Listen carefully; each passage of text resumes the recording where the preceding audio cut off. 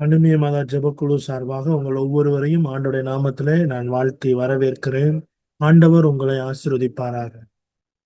இந்த 10வது மாதத்திலும் நம்மை அவருடைய சமூகத்திலே அமர்ந்து ஆராதிப்பதற்கு கிருபை தந்திருக்கிறார். அதற்காக ஆண்டவருக்கு நாம் நன்றி செலுத்துவோம். எடுத்து வாசிப்போம். எசேக்கியேல் 34ஆம் அதிகாரம் 29வது இறைவார்த்தை. எசேக்கியேல் 34:29. சிறப்புமிகு பண்ணை ஒன்று அவர்களுக்கு எழும்பச் செய்வேன். அவர்கள் இனி நாட்டில் பஞ்சத்தால் வாட மாட்டார்கள். மக்களினங்களின் இழி சொல்லையும் இனி சுமக்க மாட்டார்கள். பிரியமானவர்களே, சிறப்புமிக பண்ண ஒன்றை அவர்களுக்கு எழும்ப பண்ணுவேன். பாதிக்கப்பட்ட சூழ்நிலையில் பாதிக்கப்பட்ட நிலைகளை ஆண்டவர் மாற்ற பண்ணுகிறார். இது இயேசுவை குறித்த தீர்க்க தரிசனமாக இருக்கிறது. ஆனாலும் உன்னுடைய வாழ்க்கையில் உள்ள அவமானங்களையும் வேதனைகளையும் மாற்ற என்னால் மட்டுமே முடியும் என்று நீ நம்ப வேண்டும்.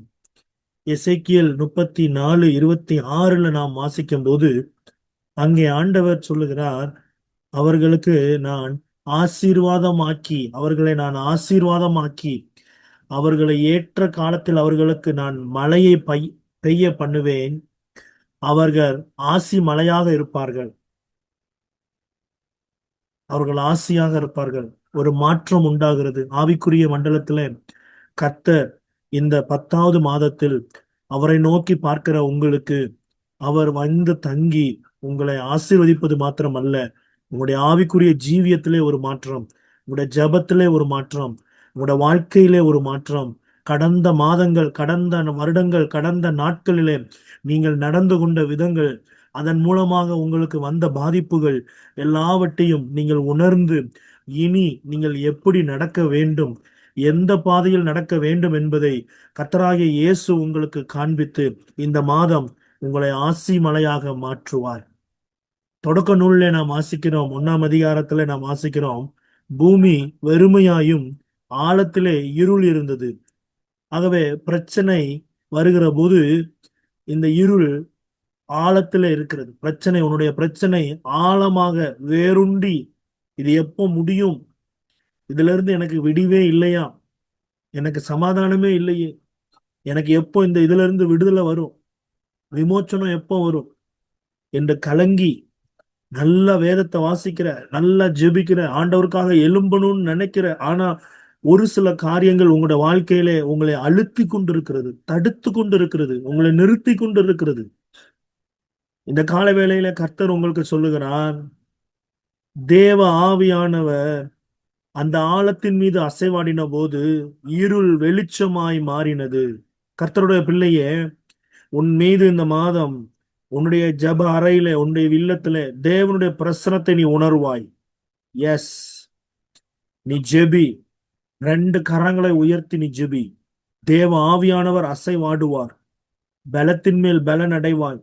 வெளிச்சம் உண்டாகும், மாற்றம் உண்டாகும், யாக்கோபின் ஏணி உண்டாகும், தேவ தூதர்கள் இறங்குவார்கள், தரிசனங்கள் சொப்பனங்கள் உண்டாகும். கர்த்தர் அதை செய்ய போகிறார், அதை செய்வார். மாத்திரமல்ல, யோபுவினுடைய சிறையிருப்பை நாம் பார்த்திருப்போம் இல்லையா? ஆண்டவர் யோபினுடைய சிறையிருப்பை மாட்டினார், இரட்டத்தனையாய் ஆசீர்வதித்தார். அவனுக்கு நஷ்டம் வந்தது. கல்தையர் வந்தார்கள், அக்கினி இறங்கினது, காற்று வீசினது, சபையோர் வந்தார்கள், காற்று வீசி எல்லாவற்றையும் அடித்து கொண்டு போனது, இழப்புகள் வந்தது அவனுக்கு. ஆனால் யோபுவுக்கு இரட்டத்தனையான ஆசீர்வாதங்கள் எப்படி வந்தது? கர்த்தர் அவனை எப்படி ஆசீர்வதித்தார்? அந்த ஆசீர்வாதம் எப்படி வந்தது? அதை நாம் யோபுவிடத்துல கேட்டால் யோபு சொல்லுவார், நான் தேவனுடைய ஆசீர்வாதங்களை நான் பெற்றுக்கொள்ளுவதற்கு தேவன் எனக்கு ஒரு ரகசிய செயல் ஒன்றை அவர் செய்தார். தேவன் எனக்கு ஒரு ரகசிய செயல் ஒன்றை செய்தார். அதை செய்த பின்பு சுற்றியுள்ள கண்கள் தேவன்தான் இதை செய்தார் என்று அறியும்படி ஆண்டவர் செய்வார்.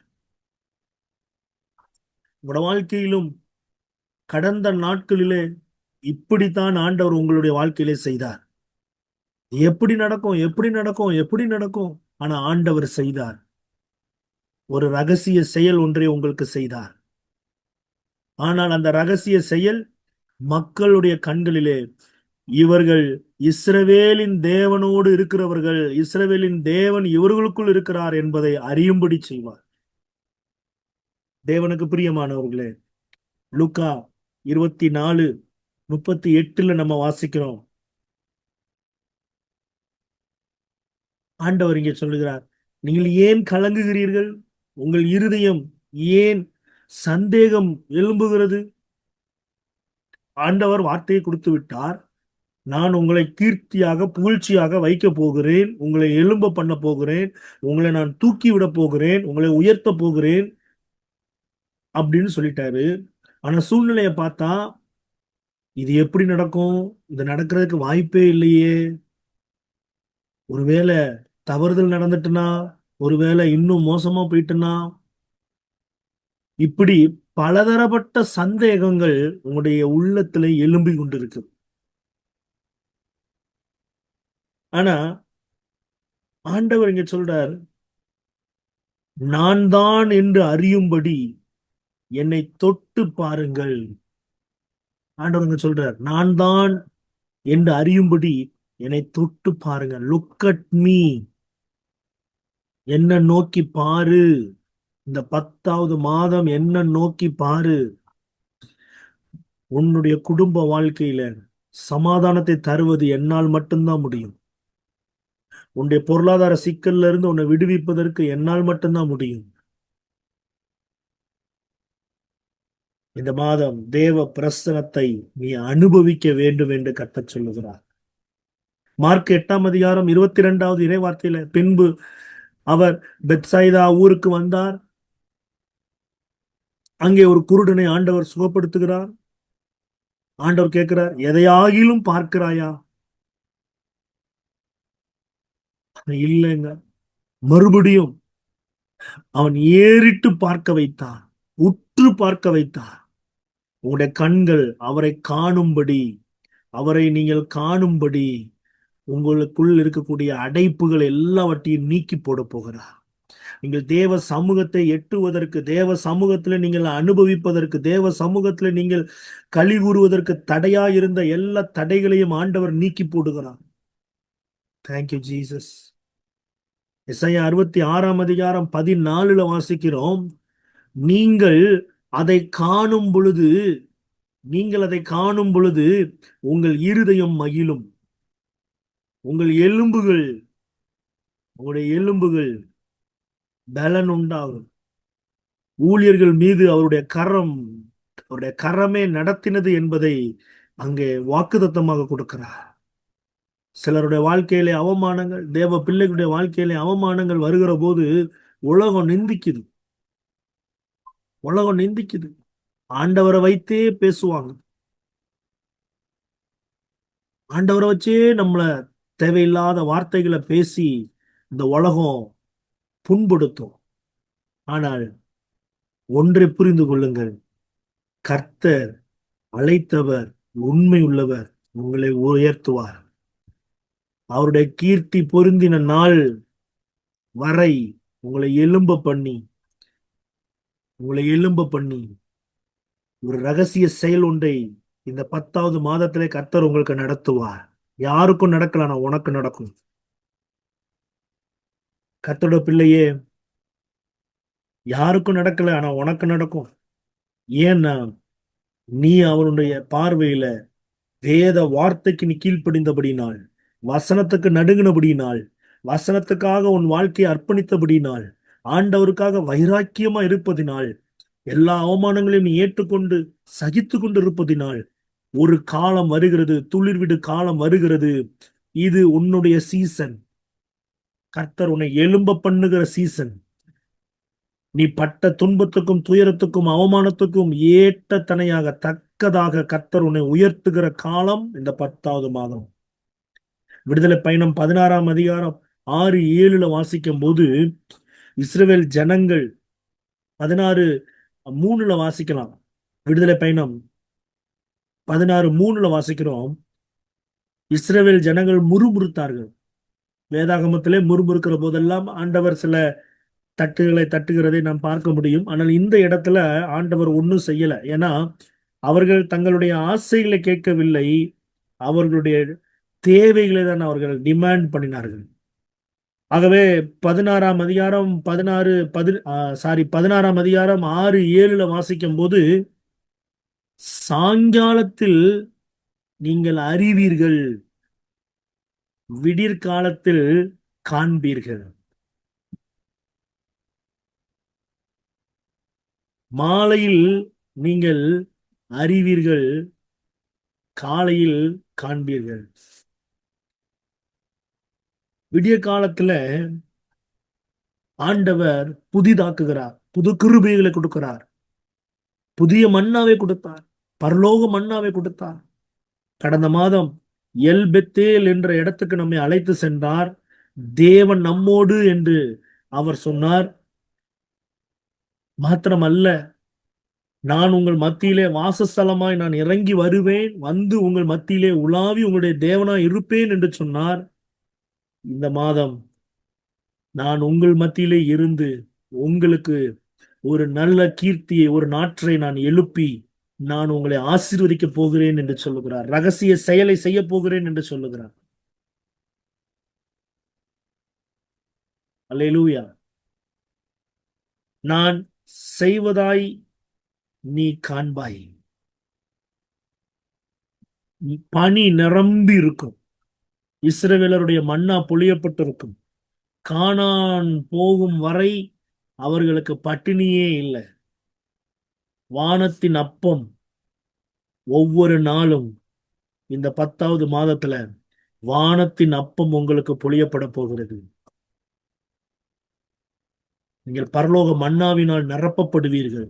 ஆமென். ஆம் பிரியமானவர்களே, வானத்தின் வாசல் உங்களை திருப்தி ஆக்குவார். நீங்கள் திருப்தி அடைவீர்கள். உங்களை ஆசீர்வதிப்பார். தொடக்க நூல் 28:20 படி யாக்கோபுக்கு உள்ள அந்த உணவுக்காக அவன் ஜெபம் செய்கிறான். உணவுக்காக அவன் ஜெபம் செய்கிறான். தேவனுக்கு பிரியமானவர்களே, இந்த மாதம் கர்த்தர் உங்களை ஆசீர்வதிப்பார். கலங்காதீர்கள், சோர்ந்து போவாதீர்கள், தைரியமா இருங்கள். அதி சீக்கிரத்தில் நீங்கிவிடும் இந்த லேசான உபத்திரவம், உங்களுக்கு வந்திருக்கக்கூடிய பாடுகள், இன்னல்கள் எல்லாம் மாறும். புதிய செயல் ஒன்று உங்களுக்கு உண்டாகும். ரகசிய செயல், கர்த்தர் யாருக்கும் செய்யாத பிரமிப்பான ஒரு செயலை, இதுவரை நடக்காத ஒரு காரியம், இதுவரை நீங்கள் எதிர்பார்த்து கொண்டிருந்த காரியம், தடங்களாகவே இருந்த காரியத்தை கர்த்தர் திடீரென்று உங்களுக்கு அந்த பாதையை காமிப்பதை, வெளிச்சத்தை காண்பிப்பதை இந்த 10வது மாதத்தில் நீங்கள் காண்பீர்கள். விதை முளைத்து வெளியே வருகிறதை நீங்கள் பார்ப்பீர்கள். ஆரோனுடைய கோலிலே துளிர்த்தது போல உங்களுடைய வாழ்க்கை துளிர்க்க ஆரம்பிக்கும். எஸ், அக்டோபர் மாதம் கர்த்தர் உங்களை துளிர்க்க வைக்கிறார். சில காரியங்களிலே உங்களுடைய ஆண்டவருடைய கரம் உங்களோடு இருந்து நடக்கிறதை கண்கள் பார்க்கும்படி செய்வார். ஜெபிப்போமா? கிருபையும் இரக்கமும் நிறைந்த நல்ல தகப்பனே, இந்த காலை வேலைக்காக உமக்கு நாங்கள் நன்றி செலுத்துகிறோம். எஸ், எங்களை நீர் புகழ்ச்சியும் கீர்த்தியுமாக வையும். ஒரு நாற்றை நீர் எழுப்பி அந்த நாற்றின் மூலமாக எங்களுக்கு ஒரு ரகசிய செயல் ஒன்றை செய்து நாங்கள் இழந்ததை எல்லாம் இரட்டத்தனையாய் பெற்றுக்கொள்ளத்தக்கதாக கர்த்தர் எங்களை ஆசீர்வதிக்கிறீர். இந்த சத்தத்தை கேட்டுக்கொண்டு இருக்கிற என் அருமை பிள்ளைகள் மீது உம்முடைய அபிஷேகம் இறங்கட்டும், உம்முடைய ஆறுதல் இறங்கட்டும், உம்முடைய சமாதானம் இறங்கட்டும், உம்முடைய சந்தோஷம் இறங்கட்டும், இந்த நம்பிக்கை உண்டாகட்டும். நீர் அவர்களுக்கு சமாதானத்தையும் சந்தோஷத்தையும் நம்பிக்கையும் கொடுப்பீராக. இந்த வார்த்தையை கேட்டுக்கொண்டிருக்கிற என் அருமை பிள்ளையே, உன் கையில வேதாகமத்தை எடுத்து அதுல கையை வைத்து, ஜீவனுள்ள தேவனே, இப்பொழுது நான் இதை நம்புகிறேன். நீர் என்னை நம்ப பண்ணுகிற தெய்வம், நீர் என்னை உயர்த்துகிற தெய்வம். எனக்காக நீர் சாபமானீர், என்னை உயர்த்துவீர்.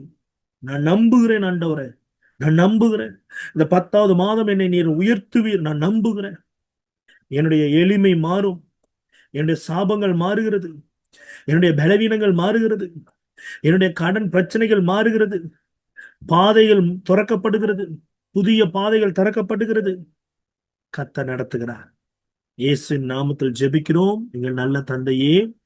ஆமென். ஆமென். God bless you. ஆண்டவர் உங்களை ஆசீர்வதிப்பார்.